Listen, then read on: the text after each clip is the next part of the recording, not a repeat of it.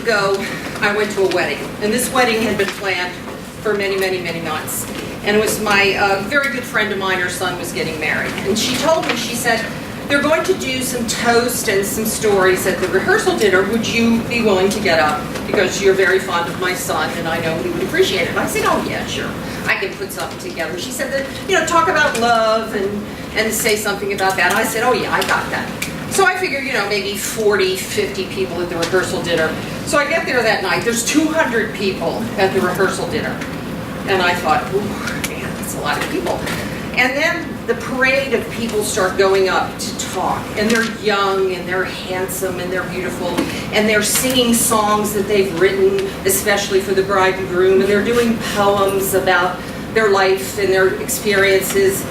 And I thought, geez, what was I thinking? I'm going to get up here with these young people that know them so well, and they're telling all these wonderful stories with my modest little middle-aged love story. But not one to back out of something I promised to do. I gamely got up on the stage and I said, this is my story of love. And I said to the bride and groom, I said, it's easy to be in love when you're young and you're beautiful and you're handsome and you're healthy and everything works. I said, really, you have some small disagreements, but you get over those fairly quickly and you go on with your life. But when you've been with a person for a long time, love begins to change a little bit.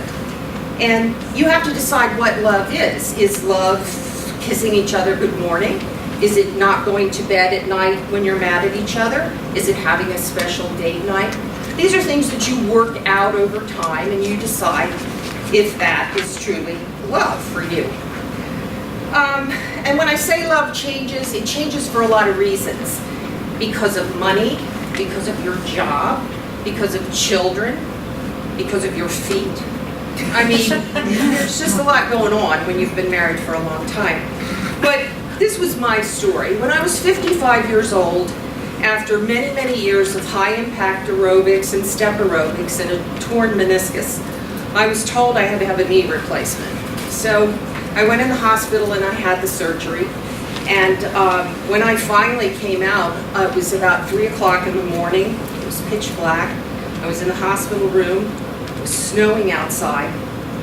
And I had gotten sick on myself because I was allergic to Oxycontin. Now that may ultimately have been a good thing because,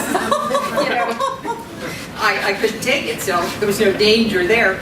And I'd also done some other things that weren't so pleasant. I had wet the bed, and I was scared. And I was busy pushing that button, hoping the nurse would come, and nobody came. So I struggled, and I pulled myself up to a sitting position, and I grabbed the phone, and I dialed home. And my husband answered the phone, and I said, you have to come here now, because I hurt, and I'm scared, and I don't feel well, and you've got to come right now. And he didn't fuss at me. He didn't hang up on me. He just said, okay. And shortly after that, the nurse came, and she cleaned me up. She changed the sheets. She called the doc. She got me some new pain meds, and I fell asleep. And a little while later, I woke up, and there was my husband sitting next to me on the bed, by the bed. And he had gotten up, put his clothes on, cleaned the snow off the car, driven to the hospital. And that's love. And that's what I was thinking of.